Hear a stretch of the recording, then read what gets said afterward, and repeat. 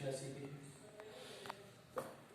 सबसे पहले तो मैं अमर साहब का बहुत बहुत शुक्रिया अदा करता हूँ कि वो आप लोगों को मोटिवेट कर रहे हैं, एक ऐसा प्लेटफॉर्म दे रहे हैं जिससे आप आगे बढ़ सकें। देखिए, आज हमारे पास में टाइम है, माइंड है, पैसा है, लेकिन उसका सही यूज नहीं हो पा रहा। उसका रीजन क्या है? हमारे पास में गाइडलाइन नहीं है। किसी इंसान को जब ये पता ही नहीं कि जाना कहाँ है तो वो भटकता रहेगा। अगर किसी तिरह पे खड़े होने के बाद में आप अगर सपोज कीजिए कामले की तिरह पे आप खड़े हो जाते हैं, कभी आप कैराने की जानिब जाते हैं, कभी शामली की जानिब, कभी दिल्ली की जानिब, क्योंकि आपके पास में मंजिल नहीं, कोई एम नहीं है। You don't know where is go, कहाँ जाना है आपको पता नहीं, इल्म नहीं है इस बात का। तो लाइफ में सबसे पहले तो एक टारगेट होना चाहिए। जिस इंसान का टारगेट नहीं होता उसे मंजिल भी कभी नहीं मिलती। तो सबसे पहले first you have to choose what you want to be. आप क्या बनना चाहते हैं? डॉक्टर बनना चाहते हैं, इंजीनियर बनना चाहते हैं, प्रोफेसर बनना चाहते हैं, साइंटिस्ट बनना चाहते हैं, कुछ भी आप बनना चाहते हैं तो अपना टारगेट बनाइए। टारगेट को अचीव करने के लिए आप दिन रात मेहनत करेंगे लगातार। जब आप मेहनत करते हैं तो आपको मंजिल भी मिलती है। टारगेट बनाइए, मेहनत कीजिएगा। तो तीसरा सब्र करके अल्लाह से मांगे। यह नहीं कि आप मेहनत कर रहे हैं तुरंत ही मंजिल मिल जाए। किसी भी इमारत को खड़ा होने का बहुत टाइम लगता है। पैसा बहुत कुछ है, लेकिन सब कुछ पैसा नहीं होता। There are lot of example in the world. कायनात में बहुत सारे एग्जांपल हैं। Like APJ Kalam, you know, he was the president of India 202 between 2002 से लेकर 2007 तक हिंदुस्तान के राष्ट्रपति रहे। आपने उनकी बायोग्राफी पढ़ी है? एपीजे कलाम साहब जब छोटे से थे तो इतनी गरीबी थी उनके घर में, खाने के लिए नहीं होता था। जब वो रोटी खाने के लिए सारे बहन भाई बैठते थे तो कलाम साहब का पेट नहीं होता था, इतनी गुर्बत थी। तो अपनी अम्मी जान से कहते कि मुझे खाने के लिए और दीजिए, कुछ मुझे खाने के लिए दीजिए, मेरा पेट नहीं भर रहा अम्मी जान। अब उनकी अम्मी अपने आंचल में जो रोटी रखी होती थी निकालने के बाद उनको देती थी। एपीजे कलाम उसको खाकर सो जाते हैं। उनके अब्बा जान ने एक दिन उनको बुलाया, बेटा कलाम आप अपनी अम्मी जान को परेशान करते, उनके हिस्से का भी खाना खाया जाता है। उनके साथ पूछी कैसे? कलाम आपको पता है रोटी कहाँ से आती है? जब आपका पेट नहीं भरता, आप अपनी अम्मी जान से चिल्लाते हैं, मांगते हैं, तो अपने हिस्से की रोटी आपको खिलाकर वो भूखी सो जाती है।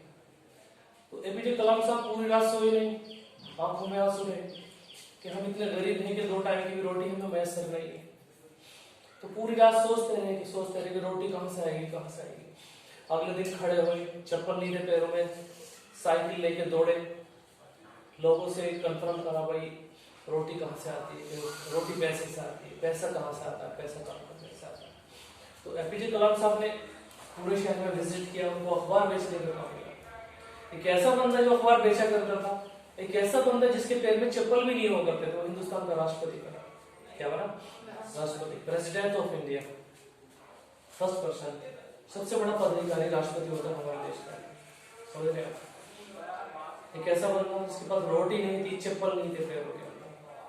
तो if we can wish to find anything we can achieve everything, there is no impossible in the world. इस कायनात में कुछ भी असंभव नहीं, बशर्ते कि आपके इरादे। तो एपीजे कलाम साहब को भारत रत्न मिला, मिसाइल मैन कहलाए।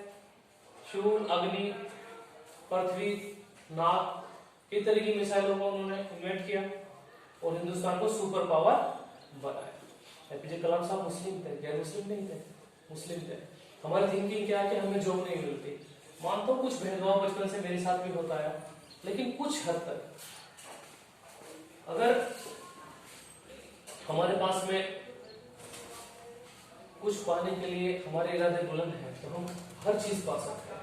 कुछ हद तक हो सकता है आपके साथ में भेदभाव हो रहा हो, कुछ हद तक आप ठोकरें खाएंगे, मुसीबतें झेलेंगे, लेकिन अगर आपके इरादे बुलंद हैं, आपके इरादे पुख्ता हैं, तो इंशाल्लाह एक दिन ऐसा आएगा कि आप जरूर सक्सेस होंगे। अपने आप को इतना निखारिए कि सामने वाला आपको लेने के लिए मजबूर हो जाए, आपको रिजेक्ट ना कर पाए। कई बार हम स्टेज पर खड़े होते हैं, लोनी में रहते हैं, बेसिकली मैं मुजफ्फरनगर से हूँ और मेरा एजुकेशन राजस्थान से है, कश्मीर से है, मेरिट यूनिवर्सिटी, 3 यूनिवर्सिटी से एजुकेशन है। तो लाइफ में बहुत स्ट्रगल रहा। ड्राइंग में बनाता था, नंबर किसी और का आता था। परफॉर्मेंस मैं देता था, नाम किसी और का अनाउंस होता था, तो बहुत ज्यादा महंगा होता था, कभी रोना झुंझलाहट बेचैनी होती थी।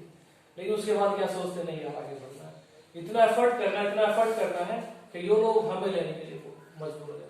आज अल्लाह का शुक्र है, मेरे चैनल चलता है अर्शद पठान मुजफ्फरनगर दुनिया देखती है, बड़े गवर्नमेंट प्रोग्राम प्राइवेट प्रोग्राम्स होते हैं तो उसमें इनवाइट किया जाता है, लोग सीट छोड़ देते हैं, अनाउंस हो जाता है शक्ल देख के आप स्टेज पर आइए, क्योंकि मैंने वो चीज हासिल करने के लिए बहुत जद्दोजहद की, बहुत मेहनत की है।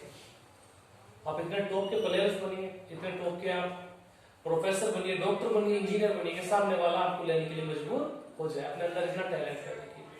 तो एपीजे कलाम साहब हिंदुस्तान के ऐसे राष्ट्रपति, मैं तो मानता नहीं आज तक कोई ऐसा राष्ट्रपति हिंदुस्तान में हुआ है या आगे भी होगा। एक ऐसा बंदा जो 5 साल तक राष्ट्रपति भवन में गुजारने के बाद एक अटैची लेके निकला हो, एक ऐसा बंदा जो राष्ट्रपति था वो चप्पलों को गाड़ कर पहनता था। यार एक छोटा सा अगर अमीर भी दिल्ली पुलिस का जवान होता है, टीचर प्रोफेसर होता है, या मोहल्ले में कोई लखपति भी होता है, कार वाला भी, आपने देखा कभी वो जूते काट के पहनता है। जब तक चप्पल वो पूरी नहीं घिस जाती, एपीजे कलाम साहब उसे गठवाते रहते, बार बार गठवाते रहते, जब तक पूरी फिनिश नहीं होती उसको।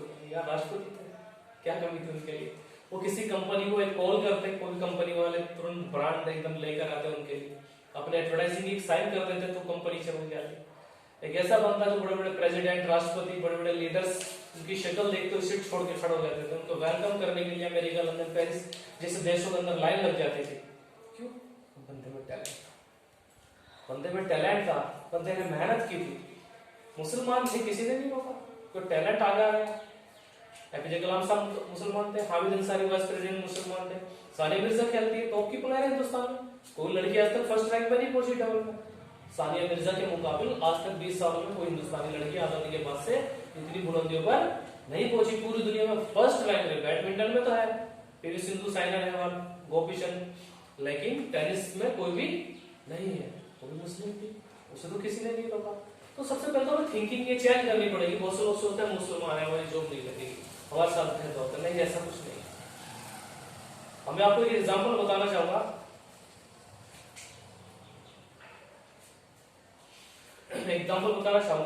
आईपीएस इल्म अफरोज पढ़ा है कभी आपने? मोबाइल में बहुत बड़ी दुनिया है, मोबाइल बहुत सारी अच्छी चीजें भी आती है। आप जो है मोबाइल के अंदर खाली आप ये नहीं कि आप सीरियल देखेंगे, मूवीज देखेंगे, और भी बहुत सारी चीजें होती है। आप मोटिवेशनल प्रोग्राम देखिए, शाइन एकेडमी के प्रोफेसर हैं, बहुत जबरदस्त स्पीच देते हैं। आप उनकी स्पीच पढ़िए, बच्चे रोने लगते हैं, टीयर्स के मीन आईज जब वो स्पीच देता है, इतनी जबरदस्त तकरीर होती है उनकी, तो आपको हौसला अफजाई होगी वहां से।